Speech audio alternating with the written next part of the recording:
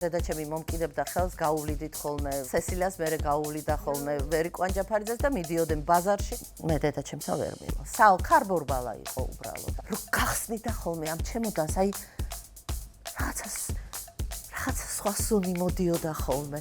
აი ის რაღაცა აკრძალული სუნი. და სულ ვიცინო დედაჩემა იმდენი იძახა ნაფთის რიგში ვიდექი, იპურის რიგში ვიდექი, აურიგი, არამცდა არც ერთი რიგი. ნიძელას ვეძახდით, ანუ ბიკინები ქალის, სანდი მანდი ესენი ეწერა მთელი კვირის, შენ ისევ ზიხარ დედოფალივით და ამ დროს ხელფასი გაქვს 120 მანეთი. აღარც რადიატორია და აღარც კაკუნი და აღარც ესეთი შეკრებები.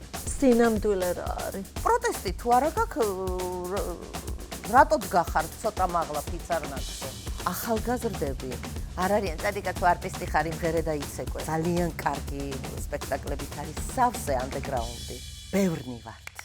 ზუსტად ამის ეშინიათ. ძალიან ბევრნი ვართ. ეს განცდა როდის მოვიდა?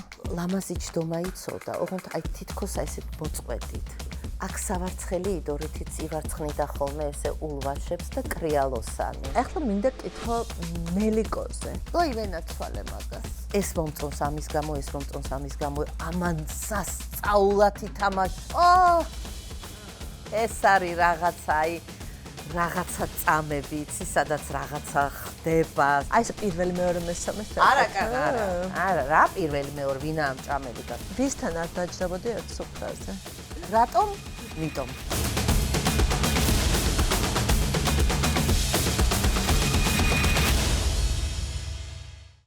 მოგესალმებით, თქვენ უყურებთ მისმინეს გადაცემას ვიკასთან. სანამ წარვადგენ ჩემთვის უძვირფასეს სტუმარს, მინდა რა თქმა უნდა გთხოვოთ, რომ გამოგვიწეროთ, იაქტიუროთ, დააკომენტაროთ ჩვენი ვიდეოები, იმიტომ რომ ალგორითმი ასე მუშაობს, რაც უფრო მეც აქტიურობთ თქვენ, მით უფრო მეტ ადამიანს ეძლევა შესაძლებლობა, რომ ნახოს ჩვენი გადაცემები, ჩვენთვის ეს არის ძალიან მნიშვნელოვანი, ამიტომ მადლობა მინდა ვუთხრა ყველას, ვინც წერს კომენტარებს, გვაძლევს რჩევებს და სხვათა შორის რეკომენდაციებსაც გვაძლევს, სურვილებს გვიზიარებს, ვინ შეიძლება ნახოს შემდეგ სტუმრად და ესეთი სტუმარი გვყავს სხვათა შორის დღეს. თქვენ ხშირად გვწერდით, რომ ბაია დვალიშვილი ყოფილიყო ჩვენი გადაცემის სტუმარი. აბა რა, ძალიან დიდი მადლობა ბაია. მადლობა თქვენ. ანათებ, მინდა გითხრა, დღეს ბევრჯერ გითხარი ეს უკვე და ახლაც გეუბნები, რომ ყველამ გაიგოს. და სანამ დავიწყებთ საუბარს, ბაია, მე მინდა რომ რაღაცნაირად დავიწყო შენთან საუბარი, მოგახასიათო, ხასიათზე მოგიყვანო და გადმოგცე ჩვენი მეგობრის PSP საჩუქარი, აი ასე სპეციალურად ჩვენთვის. მგონია უსაჩუქროდ დაგხვდებოდი? ხო, ეს რა საჩუქარია? ეს არის დერმაფირმის ბრენდი, პრემიუმ ხაზის კორეული ბრენდი არის, ძალიან მაგარი, ანტიასაკობრივი.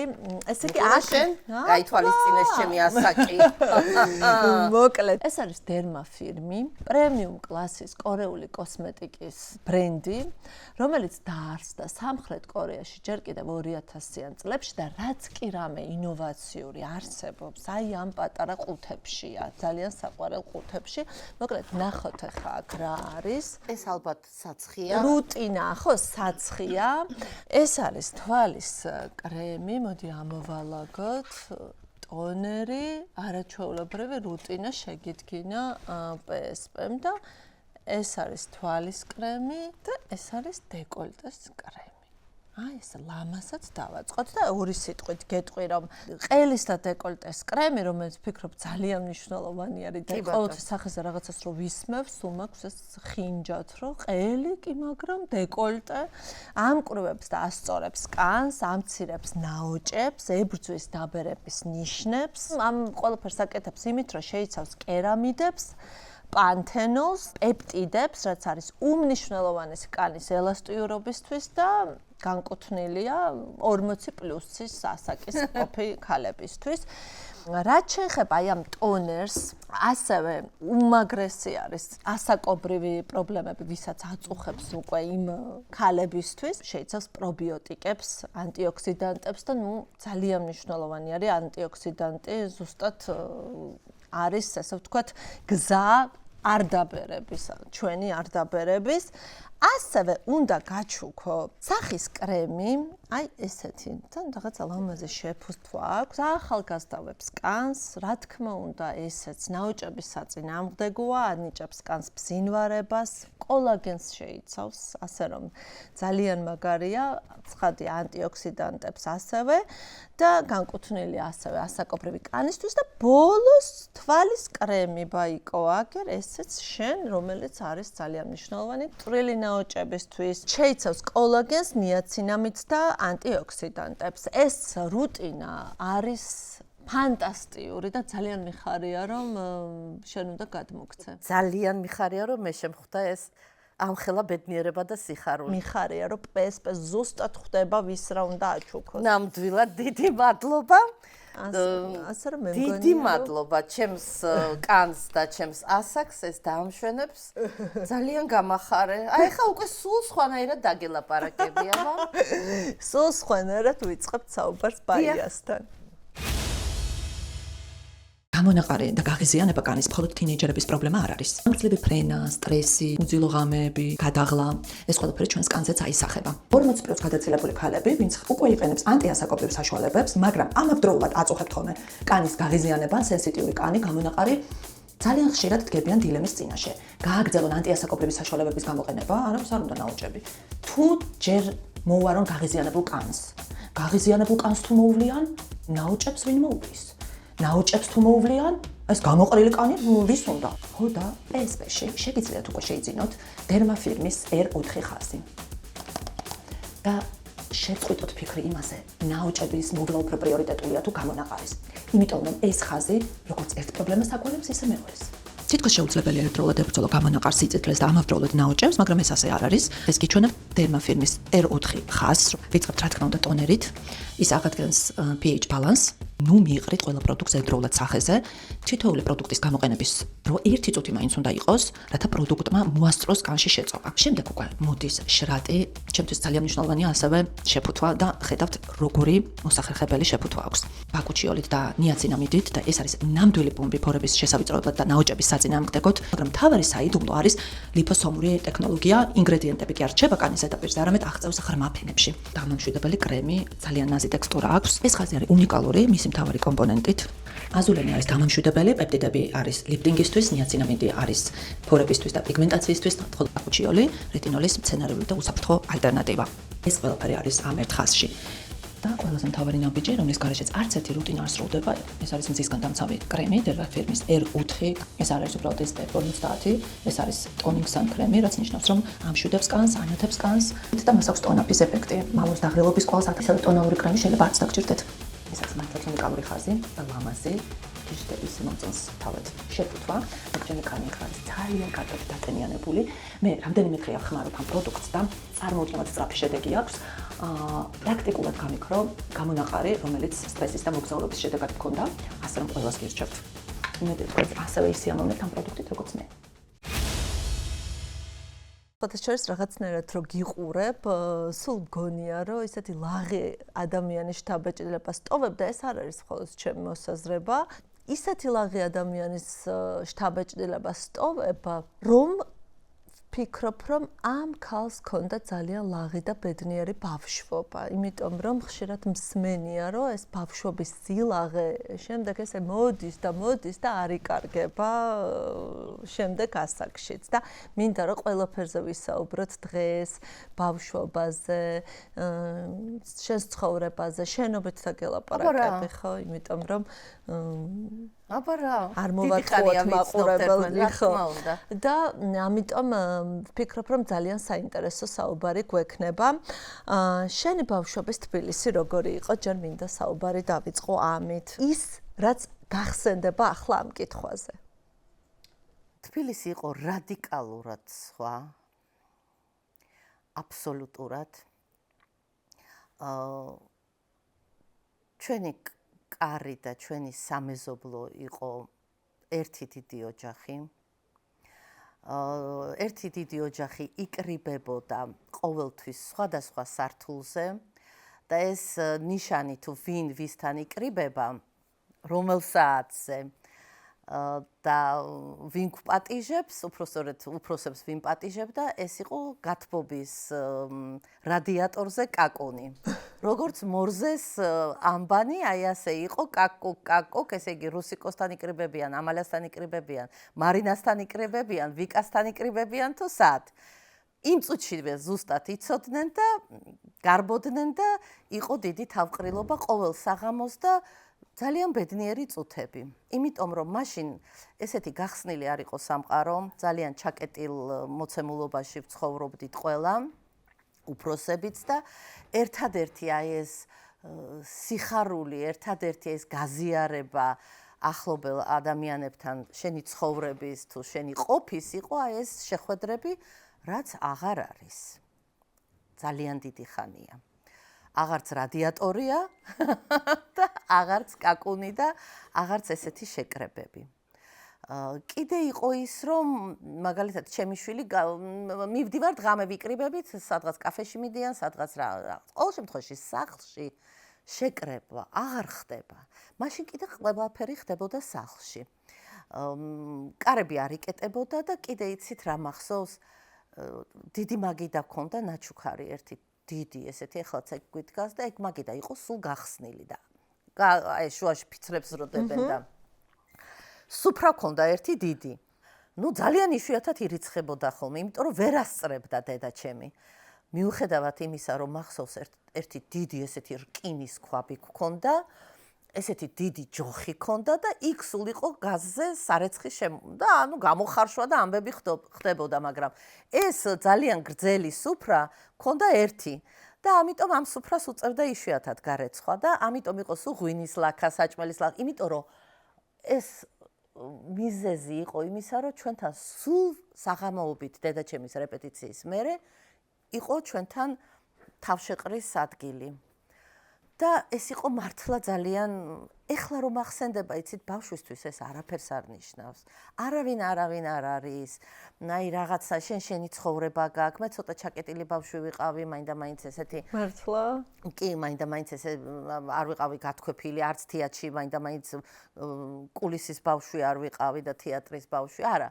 მაგრამ ეს სახლში, ნუ აი ეს ადამიანები რომ მოდიოდნენ და გვიანობამდე იყო, რა ვიცი, ხით-ხითი, სიცილი. ერთხელ რა მახსოვს, იცით, მე მყავდა ძალიან კარგი ნათლია, დათიკო ბიბილეიშვილი. მედეა ბიბილეიშვილი ყავდა, ძალიან ლამაზი და კარგი მსახიობი შვილი, რომელიც მარჯანიშვილის თეატრში იყო და დათიკო და სესილა თაყაიშვილი, ნუ აი ძალიან მეგობრობდნენ, აი საოცარი მეგობრობა ჰქონდათ და ერთხელაც მოსულები არიან ბევრნი ჩვენთან სტუმრად და სესილაც არის და დათიკოც არის და ნუ როგორც იქნა წავიდნენ, წავიდა ყველა წავიდა, დედაჩემმა დაკეტა კარები, ცოტა რაღაცები აალაგა და ზარია ისევ კარებზე. დედაჩემს გაუკვირდა უკვე გვიან იყო და გააღო კარები და სესილა და დათიკო დგას და დედაჩემმა პაუზა რო დაარტყა.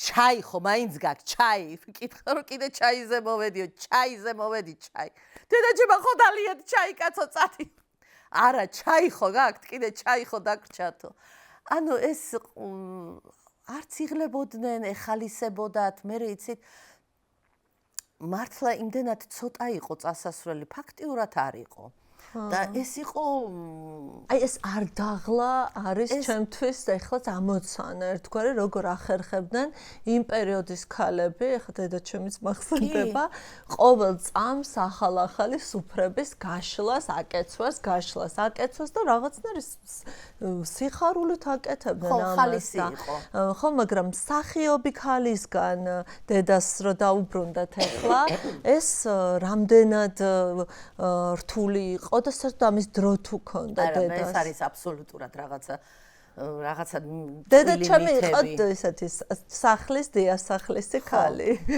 ეს არის უტყვილი მითები, იმიტომ რომ დედაჩემი მომკიდებდა ხელს, გაუვლიდით ხოლმე სესილას მერე გაუვლიდა ხოლმე ვერიკვანჯაფარიძეს და მიდიოდნენ ბაზარში და ეს ქალები იყვნენ ყველანი მშრომელები, ყველანი ძალიან ოჯახს გადამკვდარი და ცხოვრობდნენ, ასწრებდნენ და პასუხისმგებლები იყვნენ ოჯახის წევრების მიმართ და აი სუფრა და ეს ყველგან იყო.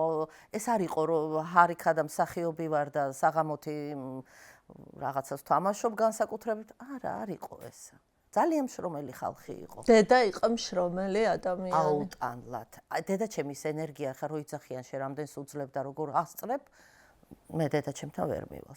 ქარბორბალა იყო უბრალოდ და ასწრებდა ყველაფერს და რაც თავარია, იცი, მაშინ არ ქონდათ ეს სიმძიმე, რაც ჩვენ გვაქვს.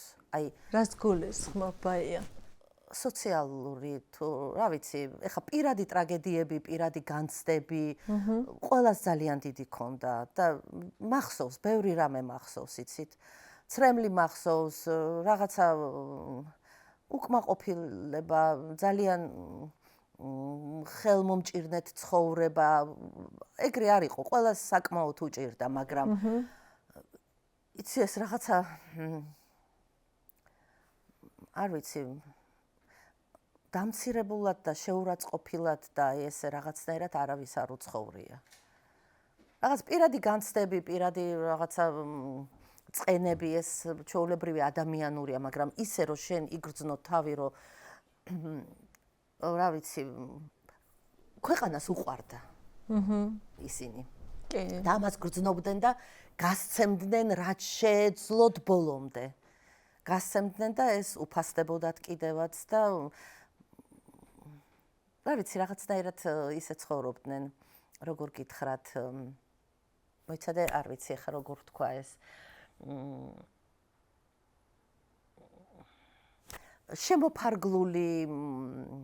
შემოფარგლული ინტერესებით კი არა, ტერიტორიით. თეატრი, სახლი, რამოდენიმე ოჯახი, თეატრი, სახლი, არც წასასვლელი იყო, არც სოციალური ქსელი არ იყო, ტელევიზია არ იყო, არაფერი არ იყო და ამიტომ ავსებდნენ ერთმანეთს, იცით? ძალიან ავსებდნენ, ძალიან ეხმარებოდნენ და ერთმანეთის ზურგი ჰქონდათ. და წეგან ახსენე, რომ მე არ ვყოფილვარ კულისების ბავშვი, რომელიც თეატრში იზრდება. როგორ მოხდა ეს და რატომ მოხდა ეს დედას გადაწყვეტილება იყო, თავად არ ქონდა ინტერესი? იმიტომ რომ ყველაზე ხშირად მსახიობის შვილებისგან ეს გამიგია, რომ აი კულისებში და იქ ასახდელში და იქ საგრიმიოროში მახსოვს დედა. არა, საერთოდ არაფერი, არც გადაღება, არც არაფერი. არაფერი, მე თეატრი შემაყვარა, მე უკვე მიხელ თუმანიშვილთან რომ მოვხვდი და მაშინ მივხვდი საერთოდ ანბანს და საერთოდ მივხვდი ასე ვთქვათ ამ დაწესებულების მნიშვნელობას, თორე არა, მანამდე არც სპექტაკლებით ვიკლავდი თავს და არაფრით. იცით რა, დედა სახლში იხარჯებოდა ბოლომდე. ეს ყველა დედას აქვს, იცი, აი რომ ხინჯი არ გქონდეს, რომ რაღაცა ვიღაცას დააკელი, რომ მე ის შეგერგოს, რომ წახვედი მეგობართან ან წახვედი კინოში და ისიც მაინც სულ დარდობ, რომ რაღაცა დააკელი შულს ან ქმარს და დედას იმდენად უყვარდა თეატრი, რომ ასმა გათაკეთებდა სახლში, რომ მე გაქცეულიყო იქ. და არავის ეს არ გვწყინდა. ვიცოდით, რომ დედას გაგიჟებით უყვარს თავისი პროფესია. იმ პერიოდის თბილისიდან ძალიან ლამაზი არის ის, რასაც ყვები, მაგრამ რა იყო, რაც არ მოგწონდა, რაც ახლა ცუდად გახსენდება? უი, მე ძალიან ბევრი რამე მახსენდება ცუდად, მაგრამ ეს რა იყო ტყუილი იმ ქალაქის, იმ საქართველოსი, იმ გარემოსი? იცით რა, ბავშვობაში, ხა ღრმა ბავშვობაში ტყილს და მართალს მე ვერ ვარჩევდი, ვერა. ადამიანს მათ შორის ბავშვს ჰქონდას, რომ რაღაც ისე არ არის, რაღაცას ისე არ ყვებიან, რაღაცას ისე არ მასწავლიან, როგორც სინამდვილეში შეიძლება რომ იყოს. ეს განცდა ჰქონდა სკოლაში თუნდაც? სკოლაში მქონდა კი, იმიტომ რომ ჩემი ინტერესები და ჩემი რაც იყო, რაც მე მაინტერესებდა, რითიც მე ვიყავი გატაცებული, ამას მასწავლებლები არანაირად არ იზიარებდნენ, არანაირად. ანუ მე მატყუებენ. ეს განცდა როდის მოვიდა პირველად? გვიან.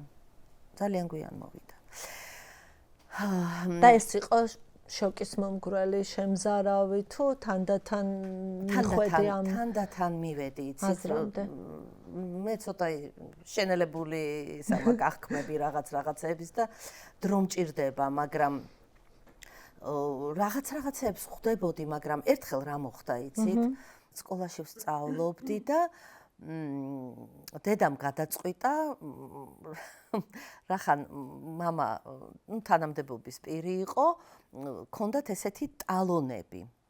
ეს ტალონები ახალი წელი, 7 ნოემბერი, 1 მაისი, 9 მაისი მაგრად მუშაობდა და ოქროყანაში იყო მაღაზია, სადაც ურიგებდნენ საჭმელს.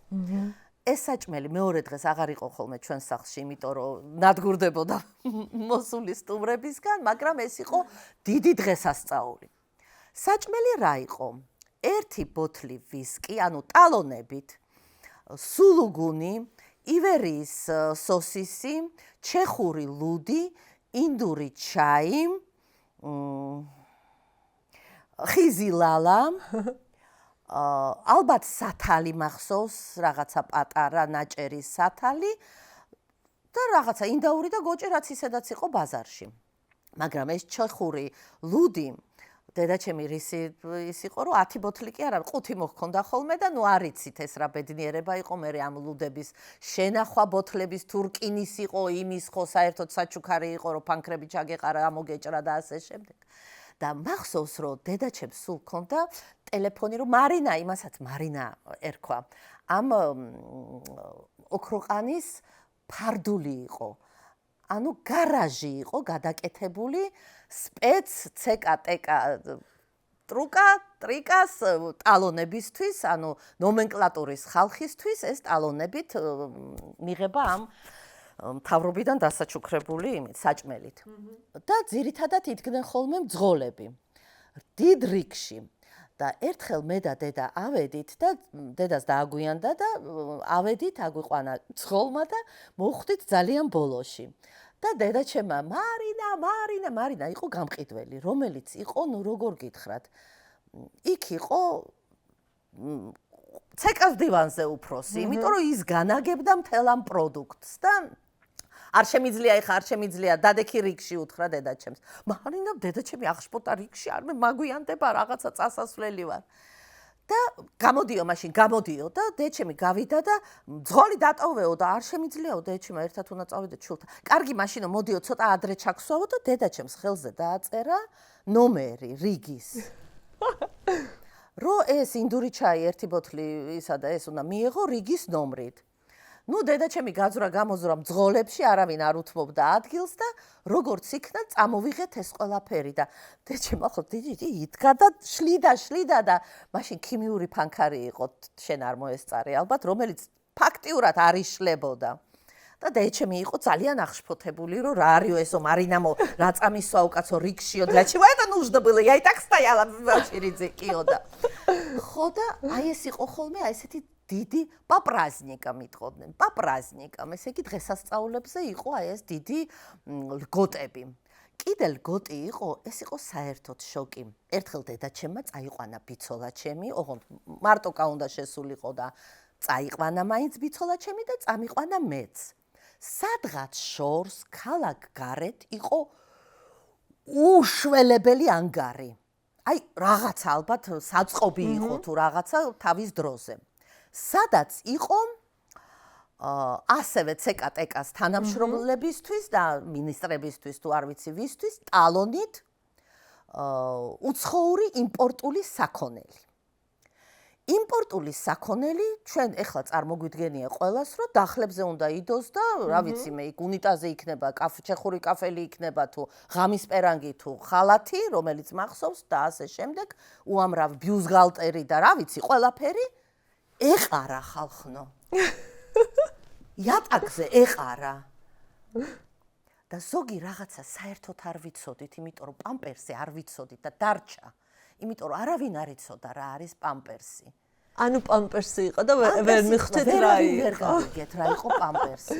რო გწოდნოდათ ხო დასწაცებდით. რა თქმა უნდა, გადავჭრიდით და გამოყენებას უპოვიდით, ასე ვთქვათ, მაგრამ ხამის პერანგები, ხალათი, ის იყო კიდე, იცით რა, ნიძელას ვეძახდით, ანუ ბიკინები ქალის, სანდი-მანდი ესენი ეწერა მთელი კვირის და ეს რა იყო, იცი, შოკი იყო, მაგრამ არ გქონდა რა თქმა უნდა ეს ჩეხური კაფელი ეს რაკოვინა ცალკე სანტექნიკის ნაწილები ანუ ეს ყველაფერი იდო იატაკზე და რაც თავარია ვერ გაივლიდი აი ასე ბოხჩებათ ეყარა და თან ყველაფერი გინდა თან გიკვირს ეს რატო არის თან ცოტა ბურჟუაზიის სუნიას დიოდა ამას ყველაფერს და ეს იყო ყველაფერი ძალიან სანატრელი უცხო მაგრამ ვერ ხვდებოდი რატო ყრია რატო არის არეული ერთმანეთში აი მაგალითად ეს თბილი ხალათები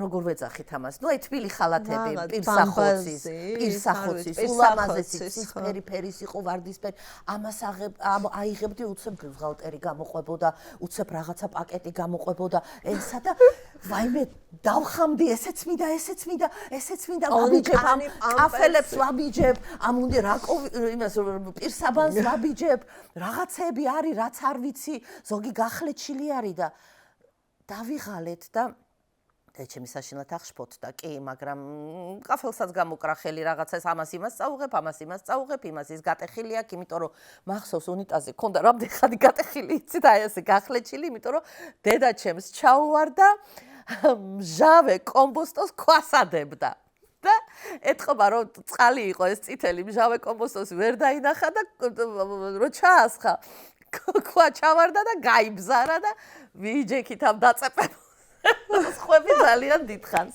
და მოკეთ აღფრთოვანებული იყო მაგრამ ეს შოკი იცი აი ესე ყველაფერი როგორც ასე ვის დაუყრი აი როგორც ნაგავი გარეთ რო ყრია ოღონდ სუნი ქონდა უცხო სუნი იდგა და კიდე რა მახსოვს მამა ჩემი რო დადიოდა ხოლმე ან დედა ჩემი მერე უკვე გასტროლებზე იცით რა მიყვარდა ჩემოდანი ხა ჩვენ ბევრნი ვიყავით მე ჩემი ძმა ძმისშვილები რძალი ბიძაშვილები რა ყველასთვის ხო ჩამოქონდათ ეს ცოტა ყველასთვის რაღაცა ეს საღეჭი რეზინები ესენი და რო გახსნიდა ხოლმე ამ ჩემოდანს აი რაღაცა სხვა სუნი მოდიოდა ხოლმე აი ეს რაღაცა აკრძალული სუნი ხმა და სუნი ხშირად წარსულიდან ყველაზე მძაფრად მოყვება. დედაჩემის მე ხმა უფრო მახსოვს. ხო. და ხანახან ჩემ თავს ვიჭერ ხოლმე, იმიტომ რომ რაღაცა ტემბრი უცებ ამოძრება ხოლმე მარინასი, ხმა უფრო მესმის, აი ეს სიცილი უფრო მესმის, ლაპარაკი მესმის ხოლმე, ხო, რა თქმა უნდა. და სუნი ეს არის დედისგან რა გამოყვება იქით რომ მიდიხარ. ხო, ეს სუნი ანუ ეხაც გახსოვს, ხო, ეს პატარა ეპიზოდი რომელიც აღწერე. დედისგან რა გამოყვება, გარდა იმისა, რომ გარეგნობით, ნუ წარმოუდგენლად გავხარ. არ გავარ, მაგრამ ნუ მე მაინც ვქონია, რომ ძალიან ლამაზები ხართ. დედაშვილი, მაგრამ დედაძე მართლა ლამაზი იყო. რა გამომყვა იცით? აი, დედაჩემი დილით რო დგებოდა ხო იცით აი ეს თინეიჯერობის და იმის ასაკი აი რა ამღერებს ახლა ვიმე რატომ აღოძებს ახლა აი რა ხმაურია სახში ხო არ მოგასვენებენ არა და რო გადაიწევამ დგებოდა უკვე დღეს ძალიან კარგი ამინდია ნუ მერე რა დედა ამინდია არა ეს აძლევდა უკვე რომ მოჭიმულიყო და პოზიტიურად განწყობილი იყო. ანუ ასე იღვიძებდა? ესე იღვიძება, აი კარხასიაძე რა არის რა დაღმენჭილი ახლა. ნელიკო გამახსენდა. აი რა დაღმენჭილი იღვიძებ, მე მეუბნებოდა. რა დაღმენჭილი იღვიძებ. ფიფქენეტაი შენ ერთი რაღაც აი დილიდან. მე ჩიტები ყავდა ეს ჩიტი იადონია ყავდა ჭიკ-ჭიკს რაღაცა და მეც ესე ვარ, იცი ვეძებ რომ დავიწყო დღე. პოზიტიურად. ნუ ყოველ შემთხვევაში ვეძებ, ხო და რაღაცა ხანდახან რაღაცას გამოვკრავ. როცა ხშირად ვეკითხები ხალხს, როგორ ხართ, როგორ წეს პასუხობენ, რომ ეხლა როგორ უნდა ვიყავთ? მე პასუხობ ქვეყანასავით. როგორ არის ჩვენი ქვეყანა? აი როგორც ქვეყანა არის, ისე ვარ მე. კი, ამაზეც აუცილებლად ვისაუბრებ. ერთადერთი ეხლა რაც შთაბეჭდება დამჭა კიდევ ამ საუბრიდან, მარინა თბილელი ხშირად თამაშობდა ზუსტად ასეთ ქალებს, რაღაცნაირ თბილისური ეზოები, სუფრები, ხმაური, ბევრი საჭმელები სუფრაზე, აი ეს რაღაცა ტრადიციული სიმღერები, კისკისი, ხმაური, თავის თავს ასახიერებდა თითქოს. ხო, უხდებოდა ეს რაღაცა. ძალიან კარგად გძნობდა როგორც ჩანს თავს ამ ამპლუაში. ხო, იცით ერთ კინოში ასე რომ გადაგიღებ, მე ესე გადადიოდა როგორც ესეთი ბუბუსია რაღაცნაირი. ხო.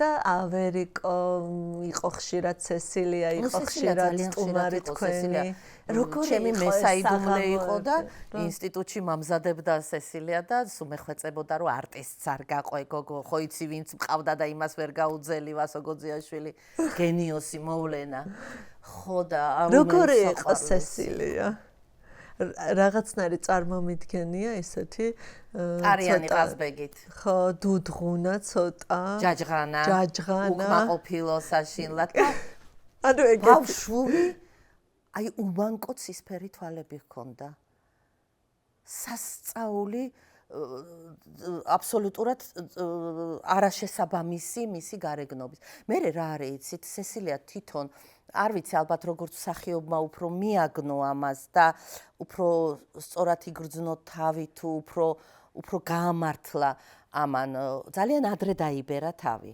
ხო ძალიან ადრე დაიბერა თავი რაღაცა ბებო იყო მაინც ხო ძალიან რაღაცა 45 წლის თუ 46 წლის ასაკში ძალიან და მე იცით აი ეს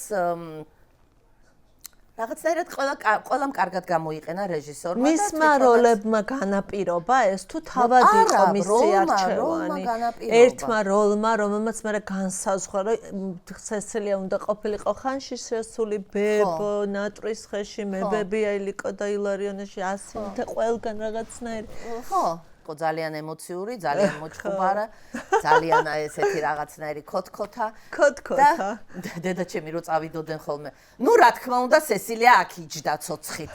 იმიტომ რომ ისე იყო, ისე დღეში იყო ყველაფერი ძაბლა იყო. ნუ რა თქმა უნდა სესილია, სესილოს ეძახდა. სესილო აქ იჯდა. რა შვებოდნენ ხოლმე, მაინტერესებს, მინდა წარმოვიდგინო საღამო სესილია, მარინე, ვერიკო, რას ელაპარაკობდნენ იმ პერიოდის ქალები? ბაი რა მაგარი ბავშვობა გქონდა აი ამ ყველაფერში რო ვიცოდი მე მაშინ აღიქვამდი როგორც ერთი ჩვეულებრივი მარტო მსახიობები კი არა აი მართლა ძალიან ბევრი ძალიან კარგი აი კარგი მხატვრები იცით რა აი ხლა ორ სიტყვას ვერ ვიტან როცა ხმარობენ აი უბრალოდ მე მოღვაწეობ ხო სად მოღვაწეები თაწმინდაზე წვანან და ნაწილი დიდუბის პანთეონში ან და ჩემი შემოქმედება რომელი შემოქმედება უკაცრავად არ შეაფას რა შემოქმედებაზეა არც უნდა თქვა ეს იცით რა მე 16 წელი მოღვაწეობდი რუსთაველის რას ან საერთოდ რა მოღვაწეები იყვნენ, მაგრამ იყვნენ საოცრად თავდაბლები და გიჟურად შეყვარებული თავის პროფესიაზე. მაშინ საერთოდ თავის პროფესიას სხვანაირად უდგებოდნენ. იცით რა, იმიტომ რომ შანსი სხვა რამის არ იყო. ამიტომ აქ უნდა დაცლილიყავი და აქ უნდა ჩაგედო ყველაფერი. მხატვრებს საღებავი არ ჰქონდათ. რო ეხატათ და წელიწადში ერთხელ თუ მოასწრებდნენ რომ გამოფენა გაეკეთებიათ და რამე გაყიდულიყო ისიც სახელმწიფოს შეესყიდა და იქიდან საღებავები ეყიდათ. ანუ ძალიან მოჭიმულად იყო ეს ყველაფერი და ამიტომ აქ ასმაგად გიწევდა რომ გამოგევლინა შენი სიყვარული, შენი თავდადება, შენი შესაძლებლობები.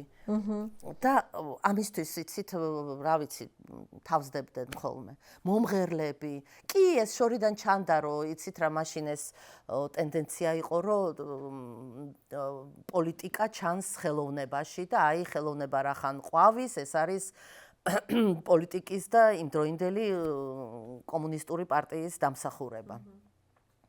კი რა თქმა უნდა რაღაცა ყურადღება ჰქონდათ არახელფასებით ოღონდ. ну რა ვიცი მე ყურადღება ჰქონდათ იუბილეებს უხდიდნენ რომელიც მეზიზღებოდა აი კი დავყავდი მართლა ვაიმე რა იუბილეებს დედას როცა უხდიდნენ დედას იუბილეებს მახსოვს მაგრამ დედაჩემ აქ მაინც არ დაიზარა იმიტომ რომ დაუზარელი იყო 50 წლის რო გახდა და რაც უთამაშია 18 წლიდან 50-ზე ყველაფერი ითამაშა და სპექტაკლი იყო გამოიცვლი და გადადო მაგრამ ძირითადად იუბილეები იყო პაპკებს გადაშლიდნენ და იყო სტანდარტული ტექსტი.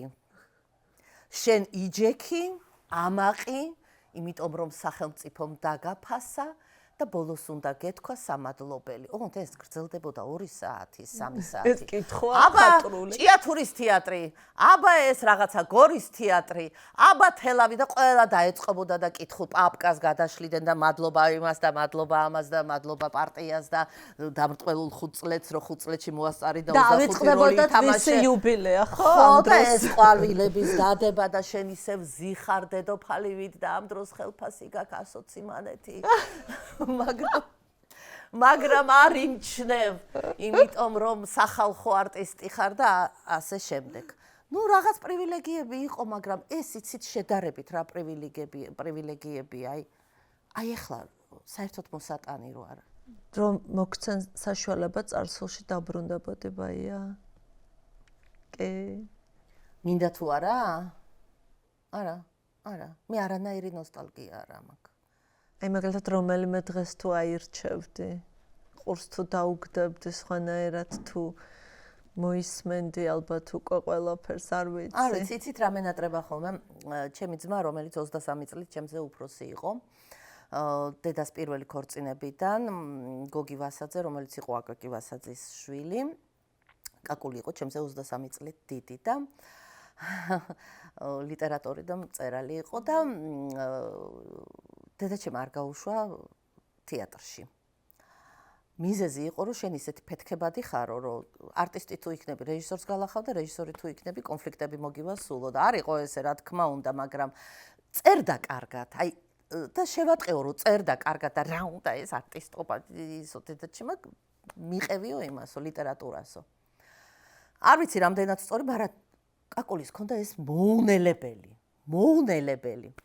და ჩვენ ძალიან პატარა სამზარეულო გვაქვს, ეხლაც იქ ვცხოვრობ 4 კვადრატი არის და დედაჩემი არ ეწეოდა, მაგრამ კაკულის და დედაჩემს შორის იყო 17 წელი განსხვავება და მე ვიყავი შვილი და კაკული იყო დედაჩემის მთელი ცხოვრება, რა ვიცი, მე არ ახსოვდა მის გარეშე. ამიტომ ურთიერთობა ცოტა ისეთი არ ქონდათ, როგორც დედაჩემს ჩემთან. მე გამაჩინა 41-ისა. წარმოიდგინეთ ახლა და რა მახსოვს იცით, კაკული რომ მოვიდოდა რაღაცაზე ნერვებაშლილი, რაღაც სპექტაკლს ნახავდა და დედაჩემი იძისუდა სამზარეულოში დაუძახებდა. კაკული შევიდოდა და აი იწყებოდა ჩხუბამდე მისვლან, ჩხუბამდე რაღაც სპექტაკლზე, რაღაც გადაწყვეტაზე, რაღაცაზე და მე და მამაჩემი ესე მივკეტავდით ხოლმე კარებს და გავიდოდით. არ ვაცლიდით ხოლმე და აი ის იქ რაც ბუღი იდგა, თან დედაჩემი არ ეწეოდა და კაკულის რო დაინახდა, მომე პაპიროზი ეთყოდა. და იჯდნენ იმ გაყვამლულ 4 კვადრატში და ამ პატარა სამზარეულოში და იქ მიდიოდა, მერე კაკული გაბრაზდებოდა, მიაჯახუნებდა კარებს. მეორე დღეს დედაჩემი იდგა, მანქანას ელოდებოდა. მოვიდა იტყო და რო ხო არ გამებუტაო. ანუ პროფესიული ჩხუბები ქონდა. ხელოვნებაზე იყო ჩხუბი და ბუტიაობა, ოღონდ სერიოზული. და მამა როგორი კაცი იყო? ვაიმე, უკეთილშობილესი. იცით, აი სულ რამოდენიმე დღის წინ ჩემმა მეგობარმა ირინა თევზაძე მოდი რაღაცა უნდა მოგცეო და ესე წიგნი დადო და ვხედავ გია ჭუბაბრია, ეს იყო ძალიან კარგი დოკუმენტალისტი. გია ჭუბაბრია გამოუცია 5 ენაზე, ესე იგი ლექსიკონივით არის, დოკუმენტური კინოს ტექნიკა და მოკლედ ყველაფერი. და გადაშალეო და გადავშალე და ეძღვნება რაღაცა გრძელი წინან ბატონ აკაკი დვალიშვილსო. და ეს გია ვერც მოესწრო ამ წიგნის დაბეჭდას, გარდაიცვალა საკმაოდ ასაკში და ესე იგი ძალიან ბევრი ხალხია, ბევრი ადამიანი, რომელიც აი ესე გამაჩერებს, რომ არც გამარჯობა, არც ნახვამდის. იცი, მე ხა კაცი არ ვიქნებოდი მამაშენს, რომ ხელი არ ეკრა ჩემთვის. იცი რა, მე ხა ამას ვერ შევძლებდი, რომ მამაშენი არ დამხმარებოდა. არანაირი ქონება, არანაირი ოქროზოდები, არაფერი არ ღირს აი ამ სიტყვებად. ეს არის ყველაზე მნიშვნელოვანი. მე რო გადავშალე ეს გია ჭუბაბრია, რომელიც თვითონ ვერ მოესწრო ამ წიგნის გამოცემას, თავისი დაწერილი და მამას მიუძღვნა, რომელიც აი უკვე რა ვიცი მე 19 წელია გარდაცვლილია. ესე იგი რამხელა სიყვარული დაუტოვა. რამდენჯერ შეუწყო ხელი, რომ რაღაცა მომხდარიყო. მაშინ ძალიან რთული იყო, იცით, ფილმის გადაღება ხანდახან 7-8 წელიწადში ერთხელ უწევდა ერთ რეჟისორს, ამით ჭამდა პულს, მხატვრებს გამოფენა. ამიტომ ჩვენ უამრავი ნახატები გქონდა სახლში, სანამ მე მივადე იქ 90-იან წლებში. იმიტომ რომ გჩუქნიდნენ, იმიტომ რომ მოდიოდნენ ესე, არ ვიცი, საწავიღო იყოს, მერე წავიღებ, მერე არ მოგ და ამიტომ სავსე იყო ნიჭიერი ხალხის ნამუშევრებით. 90-იან წლებში რა მოხდა, ბაია, რას 90-იან წლებში მივადექი ყველაფერს. როგორც ყველა მიადგა. და ამშვენია ვთქვა, მშრალხიძეც კი ვიდექი და რა ვიცი, პურსად ჭამდი, ყავასაც ვწოვდი და ვყიდ. ხო, რა ხდებოდა ხოლმე იმ პერიოდის მშრალხიძე? შეიძლებოდა გენახა ბაია დვალიშვილი. კი, ყველა სხვათა შორის ძალიან ბევრი, ძალიან დავტოვებდი ხოლმე ჩემიანებს დაუტოვებდი. ხა არ მინდა სახელი და გვარები, რა ვიცი. მაგრამ მე იცით რა მიხარია, ეს დედაჩემის ხასიათია. ესაც ისტორიულად არ გადამიტანია. არა, ძალიან რთულად გადავიტანეთ ბევრი რაღაცა. ძალიან რთულად, ძალიან ძნელი იყო, იცით, რაც რაღაცების შელევა რაღაცა, მაგრამ ამან არ დამთვრგო. აი ბევრ რაღაცაში ეხლა უფრო გავწყდი. თორემ მაშინ საბრძოლველი იყო, მაშინ სხვა გარდატეხის წინიდექი, იცი, აი სხვა რაღაცა მომავლის წინიდექი და ეს ყველაფერი უნდა გაგეძლო. და სულ ვიცინო დეჩემა იმდენი იძახა ნავთის რიგში ვიდექი, იპურის რიგში ვიდექი, აურიგი, არამცდა არც ერთი რიგი და ბენზინის რიგი და ნუ რა კარგია რაღაცები, რომ იშლება ტვინიდან. და რა მე გახსენდება ისეთი ნიფთი, რომელსაც შეელია და ეხლა გინდა რომ არაფერზე გული არ მწყდება. მართლა. მე საერთოდ სახლიდან ოღონდ რამე გადამაყრევინე. ხო, მაგრამ ეს ხო ძვირფასი ნიფთები იყო თავისი ისტორიით. კაპიკებში გაიყიდა, მაგრამ არაუშავს. გაიყიდა, იმიტომ რომ უნდა გაყიდულიყო, იმიტომ რომ ცხოვრება გაგრძელებულიყო. ეხა იმას არ უნდა მისტიროდე. არა. არაფერი სამაგერო ცხვის ხელში მოხდა, იმას სხვა ცხოვრება ექნება და სხვა ისტორია. არა, რაღაცაზე გამოკიდება და ვაიწარსული. მე იცით რა, მოსკოვშიც ბევრი მივლია, პეტერბურგში თუ ლენინგრადში. ეს ყველაფერი ვიცი. რა ის 37, რა ის ბილეთის აღება, რა ის სასტუმროში მოხვედრა და ტყვილი სულ. ყველაფერი ტყვილი. სინამდვილე რა არის? სინამდვილე იყო ძალიან მწარე, ძალიან დამამცირებელი, ძალიან სამარცხვინო და როგორ გითხრათ, ცუდი სუნი ასდიოდა ყველაფერს. რესტორანში ცუდი სუნი იდგა, სასტუმროებში ცუდი სუნი იდგა, ყველგან. ოღონდ მაშინაც იქაც იყვნენ ადამიანები, რომლებიც ცდილობდნენ მოკუჩებულიყვნენ ცალკე და აი რაღაცა ეკეთებიათ, რაღაცნაირად გამძვრალიყვნენ, რაღაცა დაეტოვებინათ. ბაია, გადარჩენისთვის ბრძოლა იყო ყოველდღიურობა 90-იანი წლები, როცა არც შუქი იყო, არც წყალი იყო, უცებ არაფერი რო არ იყო. ერთ დღეს გაწდა ერთ დღეს ყველაფერი დასრულდა. 12 ნოემბერი იყო. ზამთარი მოდიოდა. თოვლი წამოვიდა 12 ნოემბერს და მე პირველად ავადუღე ჩაიდანი, რომელიც არ მქონდა მე ჩემი მეგობრის ერთად ვიდექით, მე და კაროლინა ეზოში და ვადუღებდით და ვიხოცებოდით სიცილით ეს რა მოვესწარიო, იმიტომ რომ თოვდა თან. 12 ნოემბერი იყო. უცებ წარმოვიდგენ ჩემს თავს, როგორც დედას. მე უკვე დედა ვიყავი, დედა ჩემის და მამა ჩემის. დედა იყავი, ხო და თან ამას აკეთებდნენ, აი მახსოვს იცინოდნენ თან, იუმორიც იყო. თავიდან ვერ ხვდებოდი, იმიტომ რომ გაზი გაითიშა, სინათლე გაითიშა, თავარია წყალი არ წასული. და ეხლა მაცივარი რომ იზავს, აი რა სისულელია ხო, სინათლეა. აი ეს მაგ, იმიტომ რომ მაცივარი ჩვენი ძალიან ძველი მაცივარი იყო და ბრაგონით ირთვებოდა სინათლე რომ მოვიდოდა. და სინათლე მოვიდა, მაგრამ არ იყო ეგრე, თლად ესე მხიარულად არ იყო, უბრალოდ გამახსოვრდება რაღაცეები. თვითირონია იყო, სიმწრის სიცილი იყო, თორე. არა, ბევრი რამე მართლა ისე ვამბობ ეხლა, თორე მძიმე იყო, მაგრამ მე არ ვიცი, შეიძლება მე არ მაჩვენებდნენ ამ. პატარა იყავი, ვერ აღიქვავდი ამას ესე ძაფრად. ფეხით დავდიოდით, მახსოვს, მაშინ რუსთაველის თეატრში. მუშაობდი და ფეხით რეპეტიციებზე მოვდიოდით ციოდა ძალიან ერთი ის ქონდა სინათლის ის აღარც მახსოვს რეები ქვია გათბობა სპირალი რო იყო რაღაცა ესეთი ხო და საგრიმიოროში ვიყავით და მახსოვს სხვა შორის კარგი სპექტაკლი დადგა სტურუამ სეჩუანელი კეთილი ადამიანი ბერტოლდ ბრეხტის და ძალიან კარგი როლი მქონდა. ოღონდ 4 მოქმედებიანი იყო და მე შემოვდიოდი მესამე მოქმედება რო იწყებოდა ეგრევე და ვიღაცები დავპატიჟეთ რა თქმა უნდა ჩვენ სცენაზე მეტნი ვიყავით ვიდრე დარბაზში, იმიტომ რომ ცივა ზამთარია, ტრანსპორტი არ არის და ჩემები ვინც დავპატიჟე, ყველა ადგა მეორე მოქმედებას და წავიდა, იმიტომ რომ გაიყინენ, შესცივდათ.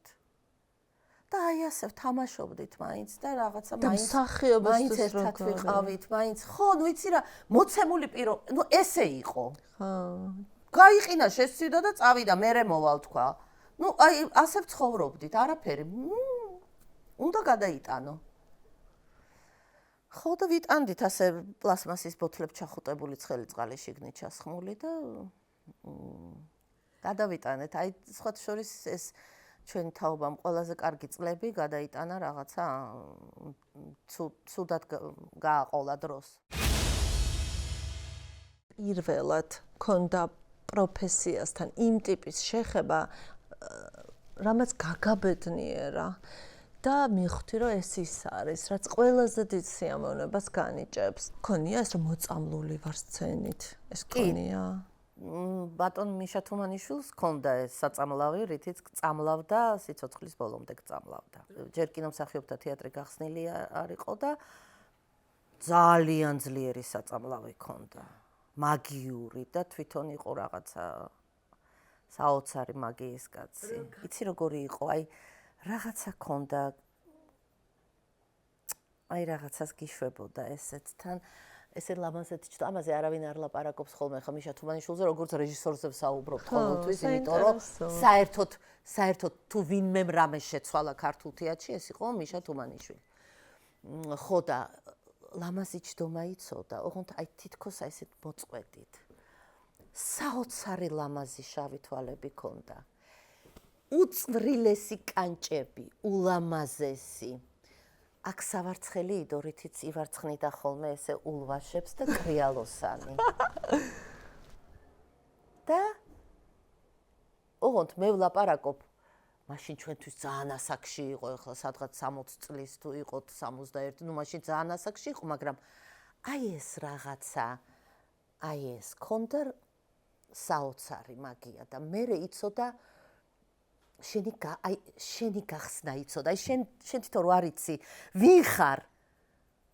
ის გაპოვნინებდა, რითი შეიძლება იყო განსხვავებული და კარგი. ამ დროს შენ თვითონ ვერასოდეს ვერ გაიგებდი და ვერ მიაღწევდი. ნუ მოკლედ მე ბატონიშვილზე აი ეს არის ხო რეჟისორს რაც უნდა ქონდეს. საოცრება იყო. დღევანდელ თანამედროვე თეატრზე რას გვეტყვი? მინდა გითხრა რომ ეხ ჩვენ დროს რო არტისტები იყვნენ და ჩვენ დროს რო მსახიობები მეზიზღება ეს სიტყვა. ყველა მსახიობი მახსოვს, ყველას რა განათლება და ინტელექტი ქონდა მახსოვს და ეს მითები და ლეგენდები და ისინი ჩემთან არავის არ გაუვა. ახალგაზრდები არიან ძალიან კარგი, ძალიან საინტერესო დრამატურგიით და ძალიან კარგი სპექტაკლებით არის სავსე ანდეგრაუნდი. მართლა ვიძახი ოღონდ. მართლა ძალიან განსხვავებულით და არაკლიათ სხვა შორის მაყურებელი. ფინანსები აკლიათ მარტო რომ უფრო გაშალო ფრთები. სულ ისალაპარაკობ ხოლმე მაკრინეზე, რაღაცა გული მიჩქროლდება მართალი რო გითხრა, ძალიან მომწონს თქვენი ურთიერთობა. რა ვიცი. მას თუ მოსწონს. ხო და მოსწონს მას, რას ამბობს. დედობა რთული აღმოჩნდა, ბაია. ძალიან მნიშვნელოვანია, მოკლედ. არ მეგონა. მაგრამ კარგი როლია, ასე ვთქვათ. საუკეთესო? საუკეთესო.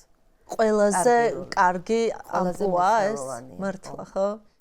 და ყველაზე ჭკუით უნდა ითამაშო. ითამაშო, ნუ ცუდი სიტყვა, მაგრამ ნუ ჭკუით უნდა იმუშაო. უნდა ბევრჯერ თავი შეიკავო, ბევრჯერ რაღაცაზე დაფიქრდე, ბევრი რამე მოითმინო და ასე შემდეგ. მაგრამ ერთხელ თქვი, რომ უფრო მკაცრი უნდა ყოფილიყავიო და რა იქ გულისხმობდი, რაში მიაკლდა მაკრინეს შენი სიმკაცრე? მე მკაცრად კი არ მზდიდენ უტუტუტუტ. არა, უბრალოდ მოცემულება იყო ესეთი, რომ მე უნდა ვიყო წესრიგა, წესიერი, თავმდაბალი, წინ არ უნდა წავიდე, ნუ არ უნდა ჯეროდეს ჩემი თავის, რომ მე ვარ კარგი თუ რაღაც. ასე გეუბნებოდნენ, მაგრამ ეს იყო ასე კარგობისთვის განკუთვნილი რაღაცა საფეხური. და ბაია, აქვე აუცილებლად მინდა კითხო, ადრეულ ასაკში დაქორწინდი ძალიან და ეს იყო პროტესტი. მართლა? ჩვეულებრივი პროტესტი იყო ასაკობრივი. როგორ? არა, რა თქმა უნდა, სიყვარული იყო, ახლა რა სისულელია, მაგრამ ნუ პროტესტი იყო, რომელიც გავაპროტესტე და დამთავრდა ძალიან მალე. ბანალური ამბავია სხვა. იცი რა, მე რო მეუბნებიან, აი რაღაცა რო კითხავენ, აი რა შეცვლიდი, რა შევცვლიდი და უფრო დარწმუნებული ვიქნებოდი ჩემ თავში. მეტი არაფერს არ შევცვლიდი და ძალიან ბევრი რამე თავისთავად შეიცვლებოდა. მე უნდა ყოფილიყავი დარწმუნებული ჩემს მონაცემებში, ჩემს გარეგნობაში, ჩემს რა ვიცი მე. ეჭვი გეპარებოდა? არებოდა, ეჭვი ვიყავი. ხო, თავდაჯერებულობა გაკლდა. აბსოლუტურად. და ვიყავი ძალიან ხო, ნუ მოკლედ, არ მომწონდა ჩემი თავი და ამიტომ ჩემ შვილს ამას არ ვეუბნები. იცოდეს რომ რაღაცებში კარგია. იცი რა, თუმცა ახლაც თვით კრიტიკული ხარ, ბაია. ეხაც დავაკვირდე თუ რამე სკალკს გეტყვი, ან ქათინაურს, ან როგორ კარგად გამოიყურე. არა, მე არა. დედა ჩემი ლამაზი იყო, მე არა. ეხაც ფაქტია. არაფერი ფაქტი არ არის. და სილამაზეს აქვს თავისი სუბიექტური, ობიექტური აღქმები.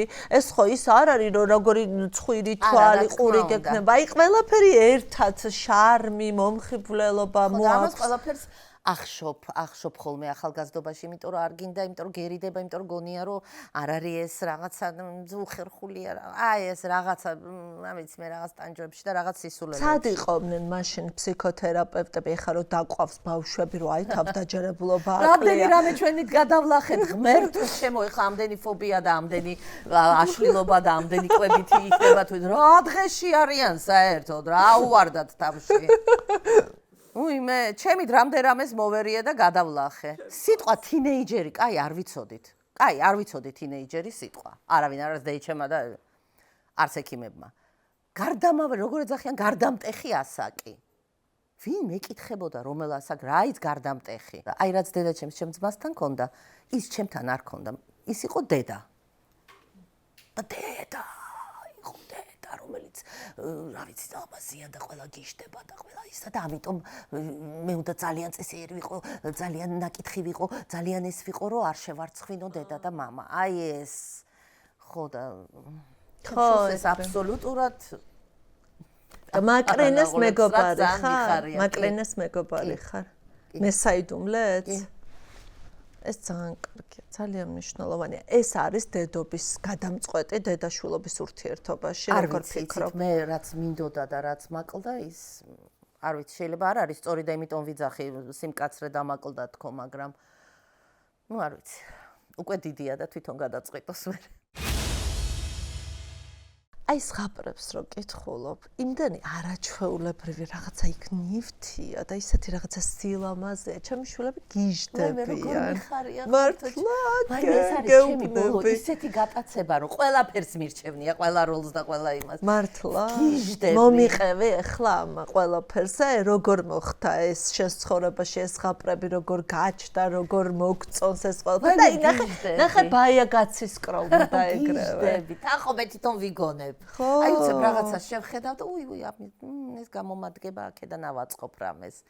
როგორ მოხდა და კარგა ხნის წინ, მაშინ რუსთავი 2-ში ვმუშაობდი, დათო დოიაშვილმა გადაიღო ლურჯი ფრინველი სატელევიზიო და ის თამაშობდი ჯადოქარს და კიდე რაღაცა სხვა როლს, მაგრამ ძალიან უყვართ ესეც ჩემს შვილებს. ხო და იმ ჯადოქარმა რაღაცა მაშინ რაღაცა სიმღერით იყო ეს და რაღაც დავფრინავდი და რაღაცა მივხვდი რომ აი აქედან შეიძლება რაღაცა მერე კიდე გამოვიდეს.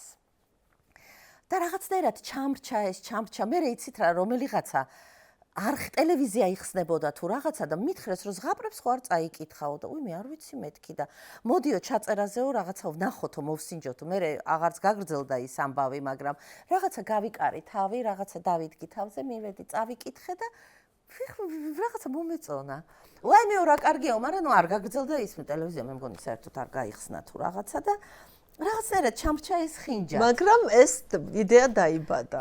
ხო, რაღაცნაირად. ოღონდ ეს ვამბობ დიდი ხნის ამბავს და ერთხელაც სულ რაღაცა 1 წელიც არ არის გასული, ჩემთან ჩემი პროდიუსერები, რომელთან ერთად მე ვმუშაობდი ფორმულაზე და ჩემი მეგობრები გვანცა მამაცაშვილი და ბექა მაისურაძე იყვნენ სტუმრად დიდი ხანი არ გვენახა ერთმანეთი და ასე ვზივართ რასაკეთებ, არაფერს, რა ვიცი რასაკეთებ, რას უნდა ვაკეთებდე და მე უთხარი მე რაღაცა ერთი კარგი ის იდეა მაქვს, მაგრამ ნუ ეხა რა ვიცი თან არ ვიცი როგორ თან რა იდეა გაქვს გვანცამ და მე უთხარი ეს რაღაცა ზღაპრები მინდა ჩავწერო და ტელევიზიაში აღარა ვართ როგორ კამერა გვჭირ მე გავაკეთებ ყველაფერს და უცბად თეატრში მივედი ლევანმა მითხრა ჭოლამ რომ კი ბატონო სცენაზე გადაიღიო გაანათანა რაღაცა მოკლედ რომ მოვყვე გადავიღე პირველი გადავიღე მეორე გადავიღე მესამე და ნუ აი ძალიან გავერთე და იმიტომ არის კარგი. იმიტომ რომ ჩანს რომ ქსიამოვნებს, და როგორ იგონებ ამ სიუჟეტებს? აი რა ვიცი, იგონებ, თან არ წერ, იმიტომ რომ დიდი ხანი ჭირდება ამის მოფიქრება. არა, კაცო, აი რაღაცა გული ეგდო სახში და მივხვდი რომ ეს გული უნდა ფეთქავდეს და მე რესაც წავიდე, მე ბეკეკა შევხადე. ამ სახში ვეძებ აქსესუარებს და იმებს, რა ქვია. მე ვის ეხა მაყურებელს ვურჩევ, აქ უნდა ვისარგებლო შემთხვევით, ვინც არ იცის ახლა ჩვენ რაზე ვსაუბრობთ და არის ყავს პატარა ბავშვები სახლში, აუცილებლად YouTube-ზე მოძებნეთ. ზღაპრები ბაიასთან ჩაურთეთ ბავშვებს, ძალიან მოეწონებათ. თვითონ ზღაპარი ხო ზღაპარი, მაგრამ ეს რაღაცა ნივთები, ეს სილამაზე, ეს ბაია თვითონ, როგორ ზუსტად ყვები საბავშვო ენაზე, იმიტომ რომ ბავშვებს აი ეს მოწონთ აი ეს რაღაცა ეს გარდასახვა, ეს ემოცია ძალიან მნიშვნელოვანია ეს. და ძალიან მოსწონთ ბავშვებს. ხო, ეს ქუდებს მე თვითონ ვაკეთებ და ეს აქსესუარები და ეს ყველაფერი რაღაცა ძველი, ახალი რაღაცები. რა ვიცი, როგორ გავაგრძელებ, არ ვიცი, მაგრამ ნუ ვეცდები ძალიან. მოკლედ ეს ის არის, რაც ძალიან ქსიამოვნებ. გაგაცებული ვარ ამით კი. ისე მსახიობ ქალებს ასაკს ძალიან ხშირად არ პატიობენ. აი კაცს უფრო ეპატიება, აქვს უფლება დაბერდოს და ქალს არა. და ნერვიულად ჯულიეტა და ოფელი არ მითამაშია და არც პრეტენზია არ მქონია. და თამაშს როლს ნუ ზედმეტად ახლა 20 წელი განსხვავება თუ არ არის, ითამაშებ გამოცდილება, გიგროვდება, ბევრი რამ გიგროვდება. გრძნობათა ბუნება უფრო ისეთი ხდება და ამიტომ თამაში მერე და მერე მოდის გემო თამაშის მერე ბევრ რაღაცას ხრიკები იცი უკვე გიგროვდება ეს ხრიკები ახალგაზრდობაში ესე ხარ და მერე უკვე რაღაცნაირად უფრო გემოსატარ მართლა. აი სხვათა შორის ხშირად ეკითხებიან ხოლმე რესპონდენტებს, ჟურნალისტებს, რა 18 წლის ბაიას რას ეტყოდი და მე მინდა კითხო 80 წლის ბაიას რას ეტყოდი შენ? იცი რა იყავი ისეთივე ინტერესიანი არ ჩაჯდე სახში არავითარ შემთხვევაში აუცილებლად რაღაცის კეთება დაიწყე იმიტომ რომ მე რამდენჯერ რამე დავიწყე ნულიდან და რა ვიცი მე ეს ძალიან სტიმულს გაძლევს და იყავი ახლო კონტაქტში ახალგაზრდებთან და მათი ინტერესებით დაინტერესდი. სხვათა შორის ლანა ღოღობერიძე მითხრა ერთხელ ქალბატონ ლანასთან რო იყო ინტერვიუ მოვიხიბლე მისი მეხსიერებით სასწაული ეს არის ფენომენალური მეხსიერების პატრონი და რო ვკითხე რომ რა არის ამ ყველაფრის საიდუმლო რაღაცა გენეტიკური ფაქტორები, რამე სვამს, ვარჯიშობს, მითხრა რომ ურთიერთობა ახალგაზრდებთან. რა კარგია. კი. ეს არის წამალი მუდმივი ახალგაზრდობის მუდმივი წამალია. მუდმივი ახალგაზრდობის ელექსირია, მუდმივი ახალგაზრდობის და რა წამალი. იცი, აი იმ წუთშივე სკეპტიკურად რომ ჩემ დროს და მე და ჩვენ რო ვიყავით და ჩვენ რო ჩაცმა ვიცოდით და ჩვენ არა, გაიგე. აი რატომ უნდათ ეს? რატომ კითხულობენ ამას? აი რატომ უყურებენ ამ სერიალს? რატომ იქნებ მოგწონ და თუ არ მოგწონს, გაიგე, რატო არ მოგწონს? რა არ ხდება შენს და აი ამ წიგნს შორის თუ კინოს შორის თუ აი რა იქნებ შენშია პრობლემა, იქნებ ჩამორჩი, იქნებ დაცილდი დროს. არა, დროს თუ არ დაცილდები და არ ჩამორჩები, ხო? და შეძლების დაგვარად მიყვები. მაშინ ძალიან ბევრი საინტერესო ისეთი ხდება, რაც გაძლევს სტიმულს, რომ ისე იყო.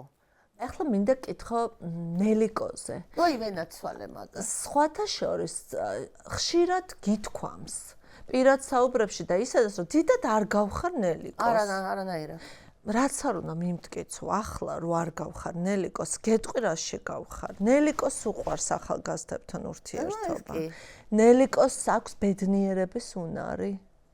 ეს ორივე გაქვს შენ. და ეს ისეთი თვისებები, აი ხმაურიანი თვისებებია. იცი რა, კეთი დევდარიანი.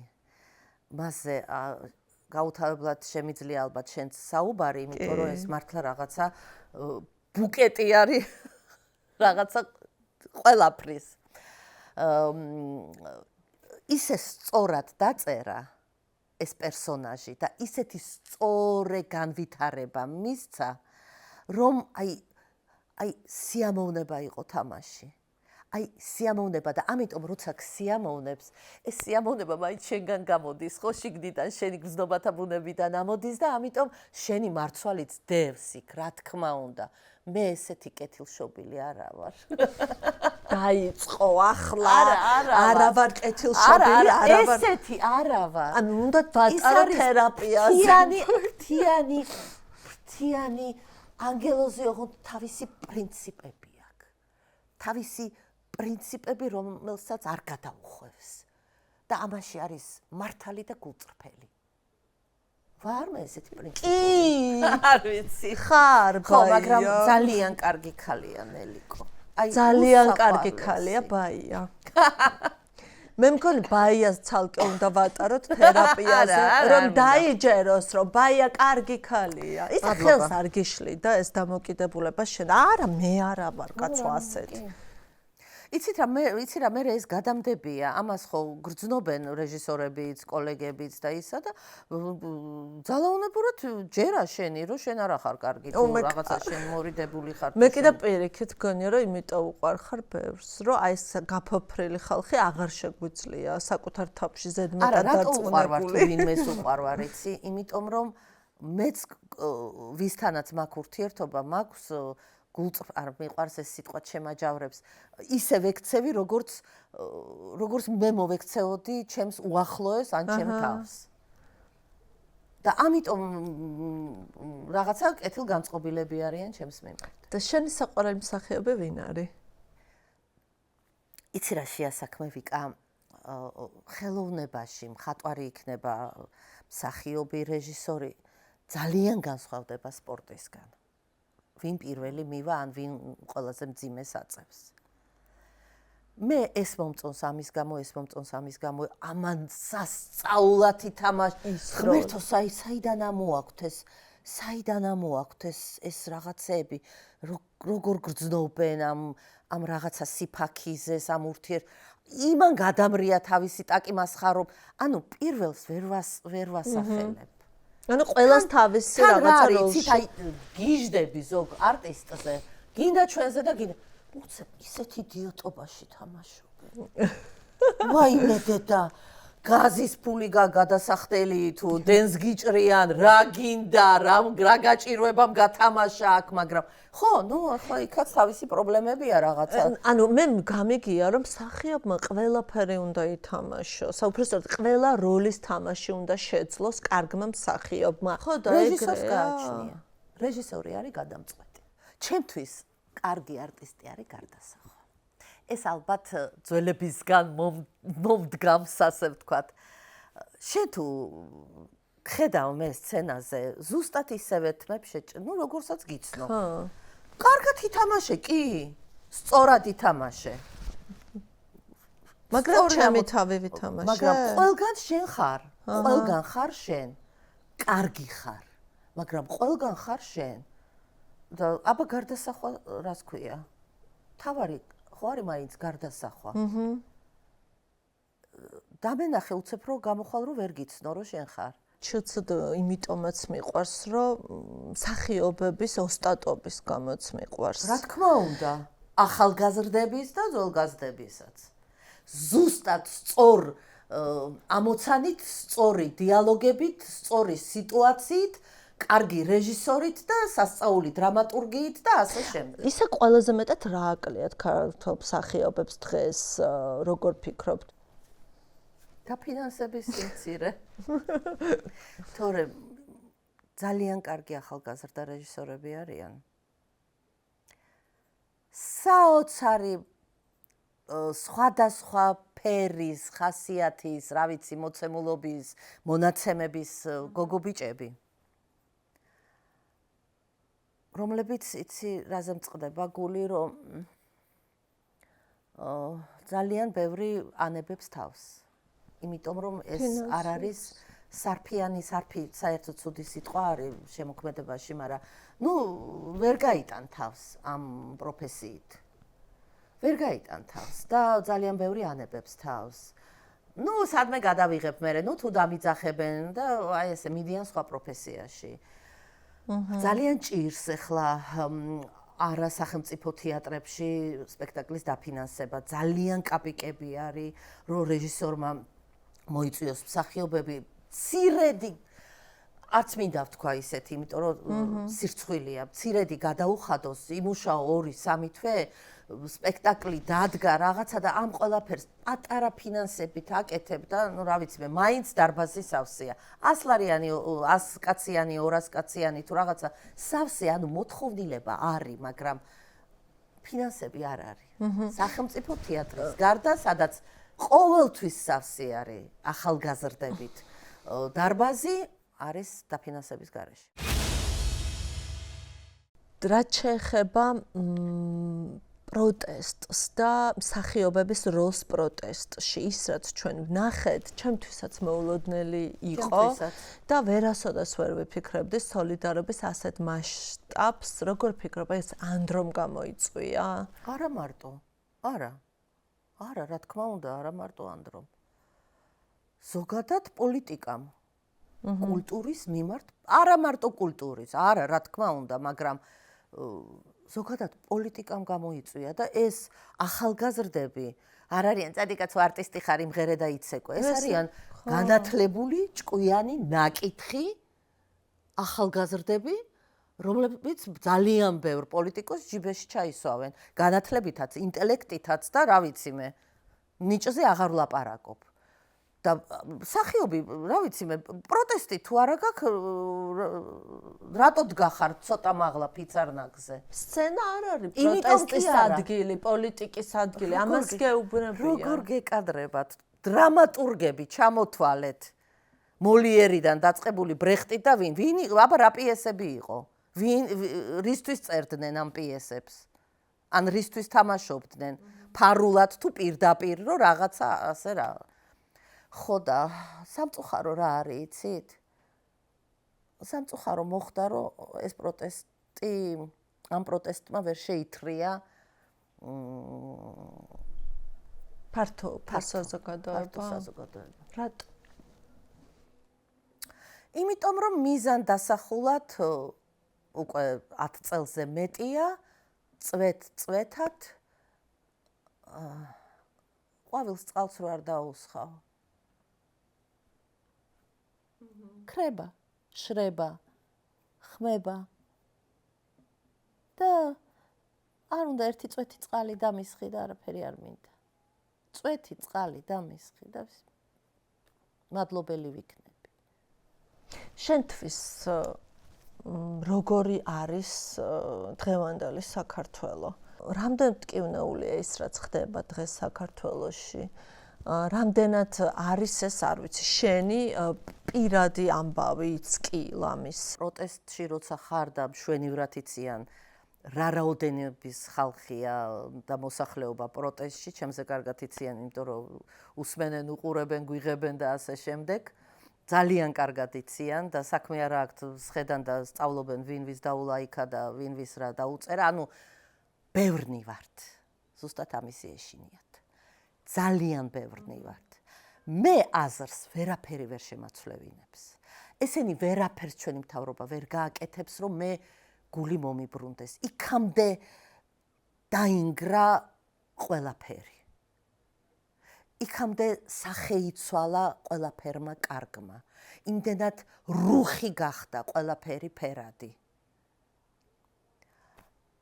და იმდენად დააკარგინეს ადამიანებს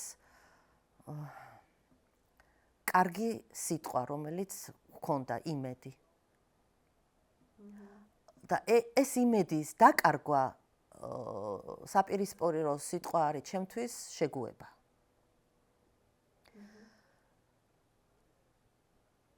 არ შევეგუე, მაგრამ იმედ რა თქმა უნდა და არც არავინ ჩვენ ბევრნი ვართ. ვინც არ ვეგუებით, ძალიან ბევრი. ოპტიმისტი ხარ? კანონზომიერების მჯერა. და ძალიან წყდება გული რაზე, იცი, რომ 3 მილიონი ადამიანი. დიდი ქალაქის, პარიზის, მოსკოვის, ნიუ-იორკის 1 მეტრო გაჩერება. ხალხი 3 მილიონი. ყველაფერი რო გაქვს. მიწაწყალი. რა გახდა, რომ კარგი ქვეყანა იყო? კიბა დამოუკიდებელი, კარგი. არავის იმის ქვეშ. იყო დამოუკიდებელი, კი ბატონო. ბევრ მეგობრის გვერდზე დგომით. 1 მეტრო გაჩერება ვართ ხალხნო. ნუ რა გახდა? 10 წლეულებია. 1000 წლეულებია. ხო, არ ვიცი. ბაია, მეგობრები დაგიკარგავს პოლიტიკური ორიენტაციის გამო. იცი რა, მე გამიმართლა. ჩვენ დიდი ხანია ყველა ერთ აზრზე ვართ. ნუ 1, 2, 3, მაგრამ იცი რომელიც დიდათ არც იკლავდი თავს. არაფერი, ხო, ზუსტად ვიცოდი რა პოზიციაც ექნებოდა. ბოლოს მინდა კითხო ნატაზე, მინდა კითხო ნინოზე, თქვენს მეგობრობაზე, ისინი იყვნენ ჩვენი სტუმრები და ვისი ამოვნე. ხო, და ძალიან ისე ჭარბად ფიგურირებ მათ ცხოვრებაში. ხვდები, რომ რაღაცას ძალიან დიდი მეგობრობა გაქვთ. კი, ნამდვილად. საუბრობთ ნატო მურვანიძეზე, მაყურებლისთვის გასაგებია იყოს ნინო კასრაძეზე. კი. სხვადასხვანაირები, მაგრამ ერთი მთლიანი. აბსოლუტურად ერთი პოზიციის, ერთი აზრის. ორივე გამბედავი, ნიჭიერი, საინტერესო, რო არ მოგწყინდება მათთან ქოთქოთი და ლაპარაკი, ახალი საინტერესო ამბების მათგან გაგება. დიდი ხანია ვიცნობ, ნატა და ნინო ჩემზე პატარები არიან. ძალიან ბევრი კარგი შემიძლია ვილაპარაკო და ძალიან მადლობელი ვარ მათი, რომ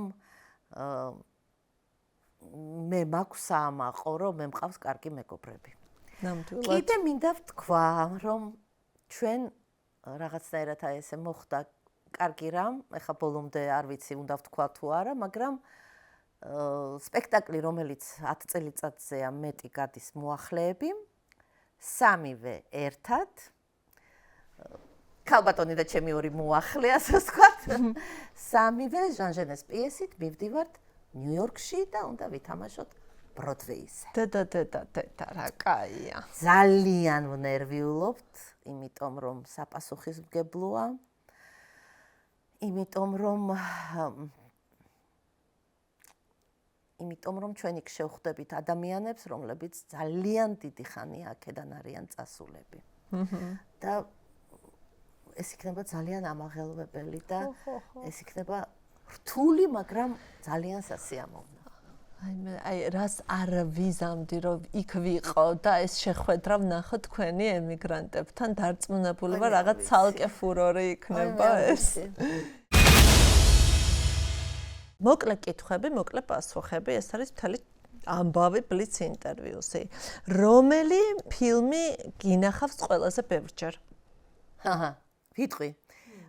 ეს არ არის ის, რომ ჩემი ყველაზე საყვარელი რეჟისორია.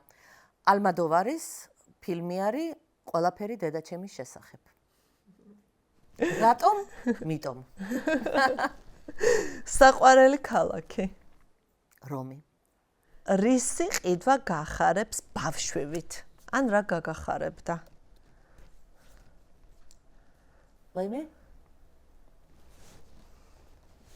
აფთიაქი მიყვარს. და რამე ფასტაკლებით თუ არის, სულ აფთიაქში ვყიდულობ ხოლმე. ჩვენი გზავნილი პესპეს. რა არის შენი კომფორტის რიტუალი მძიმე დღის შემდეგ? ეს არის რაღაცა წამები, იცი, სადაც რაღაცა ხდება. როცა დაიძინებს ჩემი მეუღლე, როცა ჩემი შვილი მიკეტავს კარებს და კაცმა არ იცის ინტერნეტით რას აკეთებს, რას უყურებს და მეცადინეობს თუ არა და მე ვიდგავ ჩაის, სასმუცნაოებს, კაკიკუკებს, ხსნი ლეპტოპს და ვუყურებ რამე კარგ ფილმს ან სერიალებს. ფრთები მეზრდება. ოღონდ ისე შემო განათდება ხოლმე და ისე შემოვა მზე ფანჯრებში რომ უკვე 5 საათია და მაშინ კი ძალიან ბრაზდები, მაგრამ აიცი აი ეს რაღაცა არის ამაში, რაღაცა აი მარტო რომ ზივარ და მე მეკუთვნით, მე მიძღვნეს ეს დეტექტივი ან ძალიან მესმის შენი. რომელი კერძი არის შენი სახლის გემო, ასე ვთქვათ? რაც ყველაზე ხშირად კეთდება? ყველაზე მეტ ვჭამ მე ჭამს ჩემი ტუგრიკა, ძაღლი, მე რეზო იცმუცნება და მაკრინე, რომელიც არაფერს არ ჭამს. ამიტომ ვაკეთებ მე ბევრს და ვჭამ მე. იმიტომ რომ ვაკეთებ გიჟდები კეთებაზე. ძალიან მიყვარს. აი ეს პირველი, მეორე, მესამე არა, რა პირველი, მეორე, ვინაა მჭამელი კაცო, ან სად არის ამდენი? მაგრამ აკეთებ. მიყვარს კეთება. აი, მიყვარს ტრადიციულის თუ პირიქით. ყველანაირის გამოგონილის, გამოუგონარის, ჯერ არ შექმნილის, ჯერ არ მოკლედ, სამზარეულოში თავს კარგად გრძნობ. რა გაბრაზებს ადამიანებში? სიყალბე, რომელსაც ძალიან გრძნობ ხოლმე, ოღონდ არ ვიმჩნევ. შეგიძლია ეგრე არ შეიმჩნიო? სხვა რა გზა? შენი რომელი თვისება გიშლის ხელს ყველაზე ხშირად? თქმა რო არ შემიძლია პირდაპირ. ხო. დედაჩემა იცოდა. ნეტაიში, კაი დედა როგორ უთხარ? უთხრა და მოიშორა. და მე არა, ვერ ვიშორებ კი არა, აი არ vicი რამდენად სწორია, შეიძლება მე უფრო მართალი ვარ, არ ვიცი. გული არ გინდა რომ ატკინო ადამიანს. ხო, ალბათ. ვისთან არ დაჯდებოდი ერთ სუფრაზე? ძალიან ბევრთან. რომელი წიგნი წაიკითხე ბოლოს? დიდი ხანი არ წამიკითხავს. ოთარ ჭილაძის დიდი ხანია, რატო ვამბობ, იცი, რაღაც პერიოდი სულ კითხულობდი და მე მიყვარს რაღაცების ყოველმა ჩემმა პოვნელმა მედო საწოლთან. დიდი ხანია არ წამიკითხავს და მინდა კიდევ ერთხელ წავიკითხო. ასევე ცოტა ისა რა ქვია, ზედაპირულად კი არა, ცოტა ჩქარა თუ რაღაცნაირად წავიკითხე. ისეთი სიყვარულით არა, როგორც მის სხვა რომანებს ვკითხულობ, ვაცის ნადიმი მინდა გადავიკითხო. იმიტომ რომ წავიკითხე 4-5 წლის წინ. ძალიან მნიშვნელოვანი რომანი და ტექსტი ჩვენი რეალობიდან გამომდინარე. ნამდვილად და ნოსა მიყვარს უზომოდ. მეც ძალიან მიყვარს და ლანა კალანდიას მადლობა რომ ასე შეგვაყვარა. საოცრად, ნამდვილად. ყველაფერი, ყველა გამოცემა, გამოიცემოდა თუ არა ახალი რომანი, პირდაპირ ვკითხულობდი. ჩემო ძვირფასო, ასე უნდა დავასრულოთ ეს ინტერვიუ. ძალიან დიდი მადლობა, ძალიან საინტერესო იყო. შემიძლია მართლა უსასრულოდ ვისმინო ეს ისტორიები და მადლობა ამისთვის. ხო. მადლობა ვიკა. მადლობა ძვირფასო და ასე უნდა დაგემშვიდობო, დავემშვიდობები ბაია დვალიშვილს, თქვენ კი მომავალ შეხვედრამდე მოგწერეთ ვის ისურვებდით შემდეგ სტუმრად.